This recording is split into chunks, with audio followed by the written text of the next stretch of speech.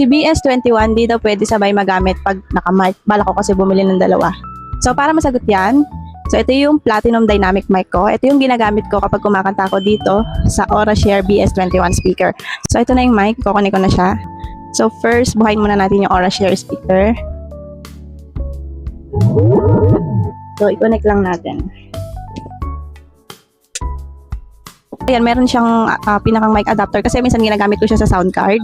Doon sa previous video ko, i-check niyo yung comment, nakasaksak siya sa sound card kaya meron akong adapter na ganito, yung maliit. So tatanggalin ko lang siya kasi malaki yung nasa likod ng speaker.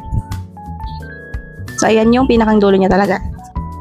So ito nga pala yung likod ng BS21 speaker. So ayan siya, meron siyang aux, yung saksakan ng mic, yung malaking bilog, and meron siyang charging port and USB port. So ayan, nakasaksak na yung Platinum Dynamic mic ko. Ito yon. Saksak na siya. So, i-sound check natin yan. Actually, hindi ko lang siya masyadong lalakasan kasi meron pa kasing natutulog. Baka makabulahaw tayo.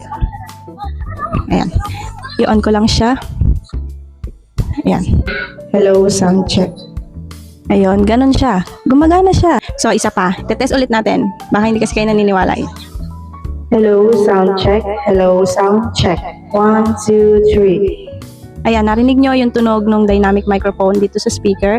And kung mapapansin nyo, para na siyang may echo. So parang naka-set up na talaga siya. Ang ganda-ganda ng sound niya, lalo kung i-combo nyo siya dito sa Aurashare BS21 speaker. Pero kung gusto nyo talagang gumamit ng wireless mic dito sa BS21 speaker, is gagamit kayo ng any type of sound card. Pero ito kasi ginagamit ko is yung B8S sound card. And gagamit kayo ng ganitong type of cord para makonect nyo siya sa Aurashare BS21. 3.5 male-to-male audio cable. Ayan. So sana nasagot itong comment na to. So gumagana talaga yung mic. Tama-tama, malapit na ang Pasko and New Year.